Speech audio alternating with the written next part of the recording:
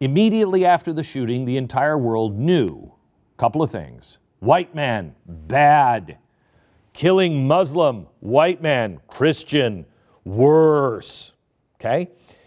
Everybody gathered at a mosque to worship, and without blinking, the New Zealand Prime Minister donned a hijab and spoke in Arabic and mandated nationwide Islamic prayer and made sweeping measures to the nation's gun laws. Well, now that hatred will be fixed. I want to make it really clear. In New Zealand, what happened? Tragic, awful, shouldn't happen anywhere.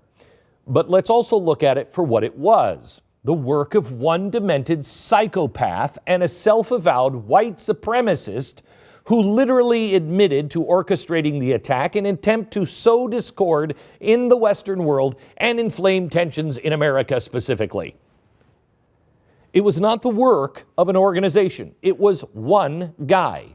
Yet the media jumped to shame and rebuke white men, causing, oh my gosh, discord here in America. They rebuked white men, particularly white Christians everywhere. By the way, did you know that the New Zealand shooter was an atheist? Yeah. So flash forward to yesterday. It's Easter Sunday. One of the world's worst terrorist attacks since 9/11. The aggressors, 7 suicide bombers from the National Froheath Yamath, whatever. It's a little-known radical Islamic organization. They were responsible for the bombings.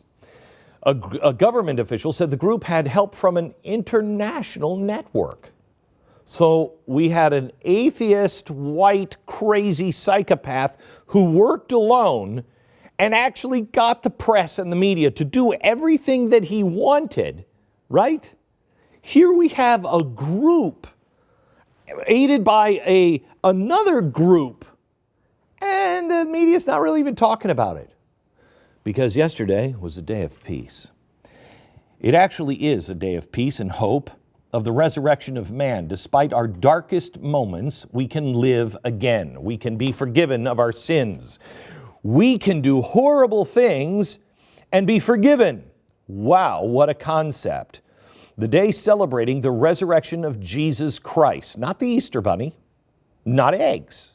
It's a sacred day for Christians. But yesterday became a day of blood and ash and screaming and loss. 9 bombings, nearly 300 people dead, 500 wounded, all chosen specifically for their religious belief, literally targeted at their churches.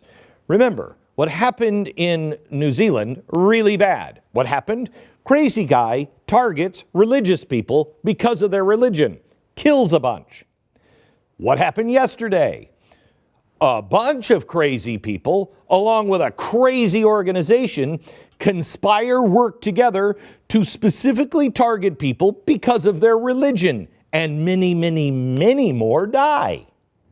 But the media has largely treated it with, it's just kind of a kicker story. There's none of the heat and the vigor that we saw coming out of the Christchurch shooting. None of the sanctimonious lecturing, why we've got so many Muslims who are being targeted. Well, I don't know what to do about it. Take away their guns? Somehow or another, an event that was intentionally organized to target a religious group has been branded as an isolated event by a ragtag group of local bandits. The one where it was one guy, that is all over the world we're seeing that. This one? Nah, nothing to see here.